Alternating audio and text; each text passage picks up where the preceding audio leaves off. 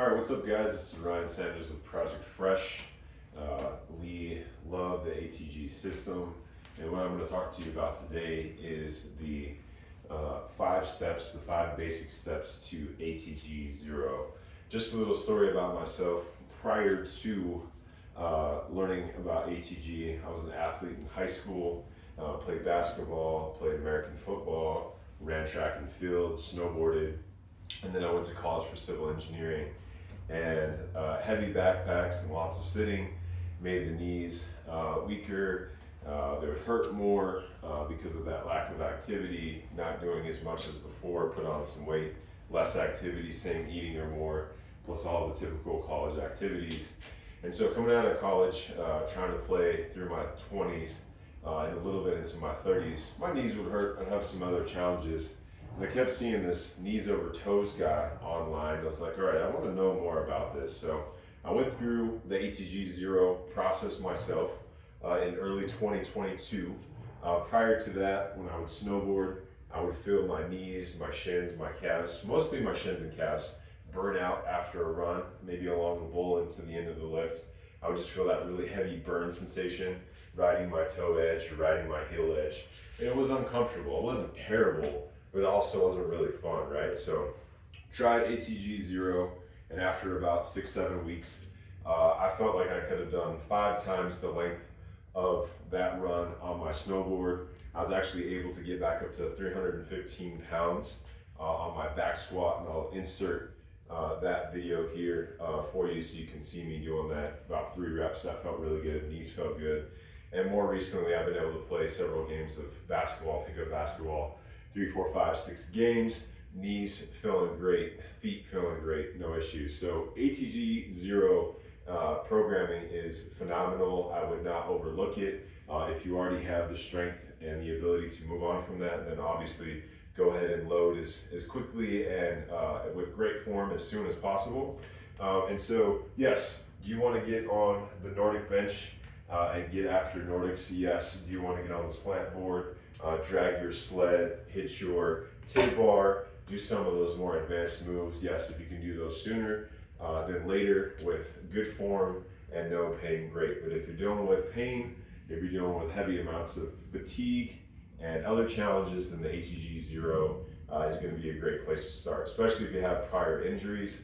I can't speak to prior injuries myself. I haven't really had any, but I was coming from a very relatively deconditioned state where my muscles weren't exactly where they used to be in high school.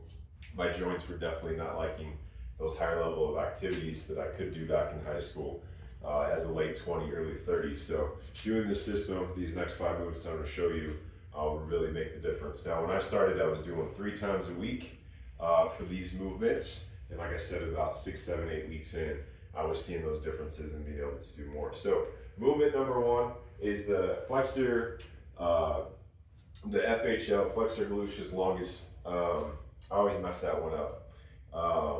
FHL calf raise.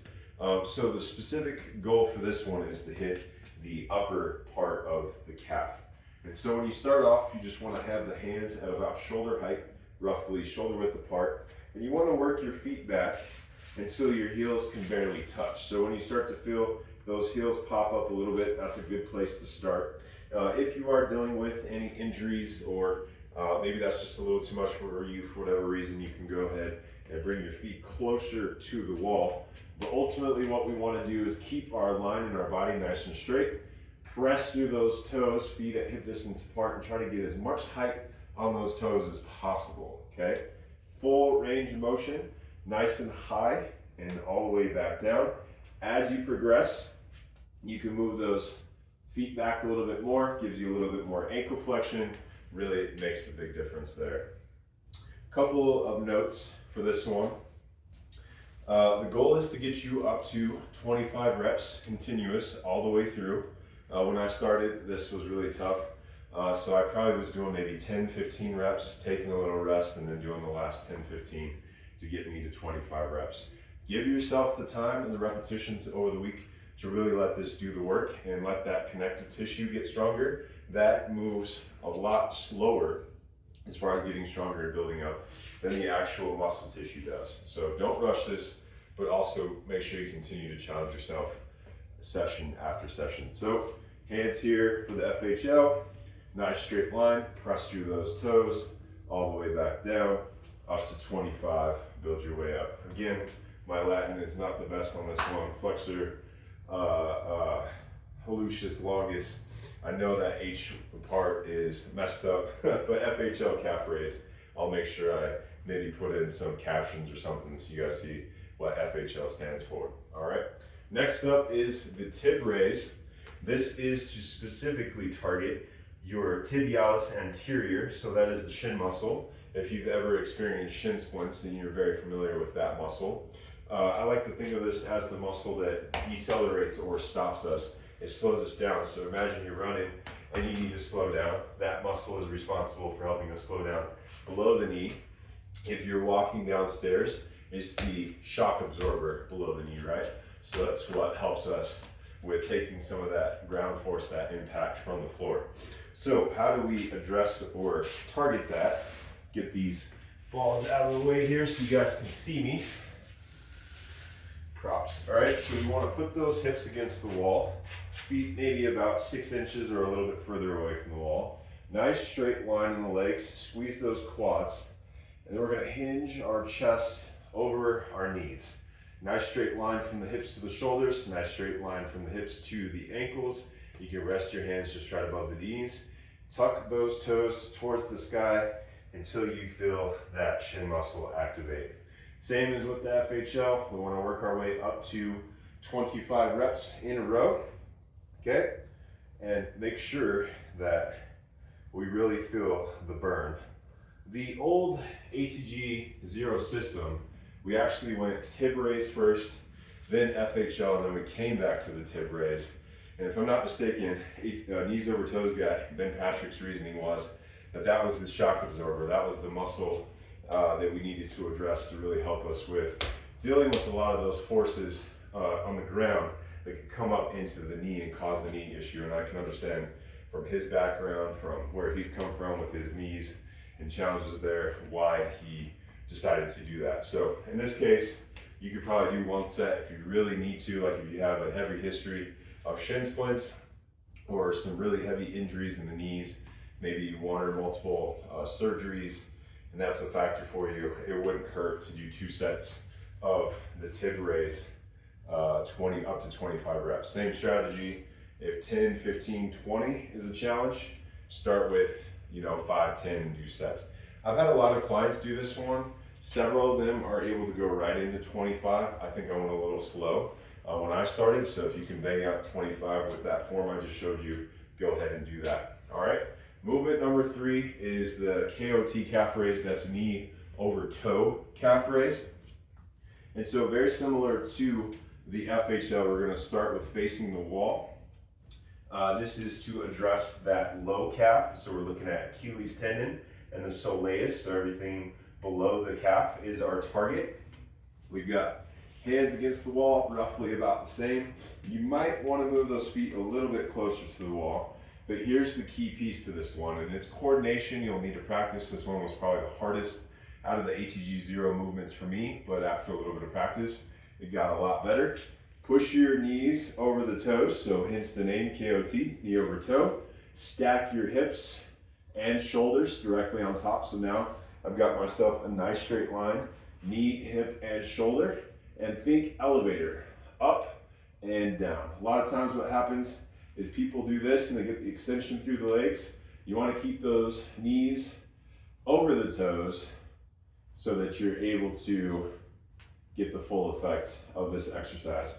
Now the reason why I like this movement a lot is because it's very specific to movement patterns we experience in life. Think for example, basketball player, high jumper, volleyball player, even just jumping up and down, right? Where are our knees when we throw our arms back and get ready to jump and take off? Where are the knees in relationship to the toes? They're out in front of the toes, right? The knees are out in front of the toes. So why wouldn't we train in the same way that we move? That's why this KOT movement is so great. 5, 10, 15 in a row.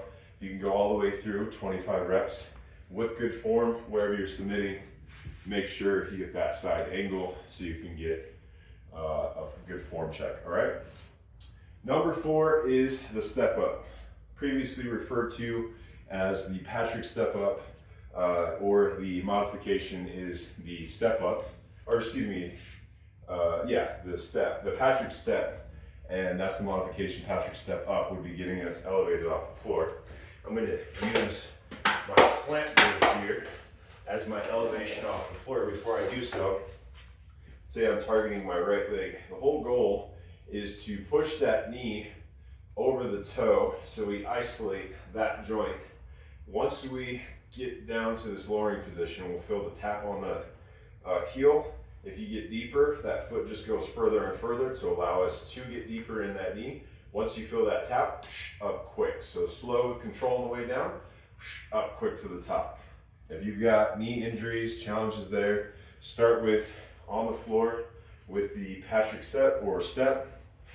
And then the step up would be to get us elevated. So I'll just use my slant board flat here. Okay, now I've got roughly, I don't know, about 1.5 inches off the deck. You could use a yoga block, which is going to be about 4 inches on the lowest setting. If you've got dumbbell plates or anything along the line, barbell plates rather, bumper plates, you can use those. And we're lowering down, find that floor, knee pushing forward, hips directly stacked on the ankle, nice tall shoulders up to the top. That's to isolate that joint and really allow it to get some good work. Over time, I would have to step out of the frame to get it, but you can work up to 6 inches off the floor on a stable platform that will effectively allow you a deeper bend. I'm gonna face you guys straight on. If you need a wall to hold on to, that's great. One thing you wanna pay attention to is the plane of the hips. If you start to get this dip in the hips, that's going to cause some issues in the hips. We wanna work as hard as we can to keep that nice and plain. I like to tell my clients to pick up your pocket on the hip opposite the leg we're working on and lower down. Try to keep that pocket picked up in that spot. Once you feel at the bottom, up quick, up to 25 reps, the same as the previous 3. All right, last one is our ATG split squat. This one is great because it does one of 2 things. One, for the front leg, it works on triple flexion. So we're gonna get flexion in our hip, flexion in our knee, and flexion in our ankle. The second thing it does is it gets flexion in our, extension in our back leg. We have it in our hip, in our knee, and our ankle as well. Technically, it's flexion in the ankle, but anyway, extension. And so we get to work both legs collectively in those ways. And then of course, switching sides, you'll get to do the other side as well. So I'm gonna show you the full movement just briefly, and then we'll get into modifications. So I like to tell my clients, hip distance apart, your own personal set of railroad tracks, maybe a little bit inside that, but ultimately that's a good split. We'll get a good, roughly lunge stance.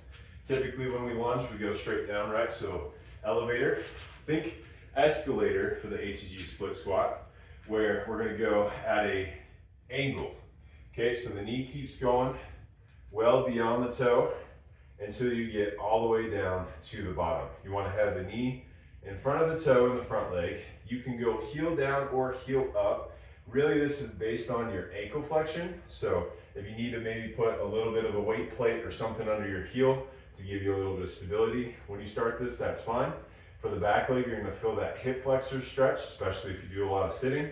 You wanna make sure you squeeze your glute to keep this back leg off the floor, right? We don't want our knee on the floor. Also, we wanna maintain a nice tall posture, shoulders on top of hips, and we'll come out to the top. Now I was running out of space there. My heel was on the wall, but that's the split, okay? That's a pretty intense movement. Maybe start off with 3 or 5. I'm gonna show you guys the modifications here. So a really great one that I use for a lot of my clients who have knee issues, maybe hip challenges, getting a box or a couch or something that's elevated is a great way to do this movement. It really takes a lot of load off the front. I'm actually going to need to go ahead and turn this way so my knee has a little bit more distance to travel. So foot is right on top. You start at a 90-degree angle with your front leg, back leg is straight. Okay, so still squeezing that glute in the back. Nice and upright, and we're just gonna move forward as far as we can, knee going beyond the toe. Two options here, you can keep your heel down, flat foot, or you can pick the heel up if you need to, and then work your way back to 90 degrees. Again, I'm pretty sure I have one right here. Oh, they're over here. I got this little 2.5, which gives me maybe an inch. I could put this right here on my box. A flat, hard surface would be a lot better than the couch in this case. But now I've got some natural heel elevation so that when I do this split, I can get all the way down back to the top. Okay, one other modification for this, I've got some PVC pipes available for me to demonstrate this. So 1 and 2, which is great. You could use ski poles if you've got some parallettes, a couch or two, a couple chairs, anything that you can hold on to help you stabilize and, more importantly, take some of the load off of your own body weight in this split squat. This is a modification. I can lower my weight down until I get to the bottom. Use these guys to bring me back up to the top. Now those flexed a lot, so maybe not the best example, but hopefully you get the idea that as you get down into that split with good form, you can use this to take that load off and bring you back up to the top.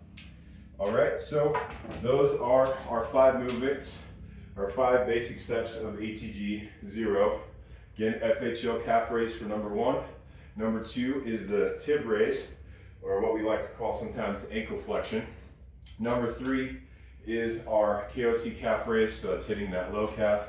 FHL is hitting the high calf. Number 4 is that step up, previously referred to as Patrick step up. And then number 5, the last one that we just finished with, which is that ATG split squat. And again, use these if you need them, if you want to progress on, like I said, to Nordics, to either the ATG squat or the VMO squat, tib bars, some of the other advanced moves, the different variations of the double and single leg squat variations. By all means, go ahead and do so.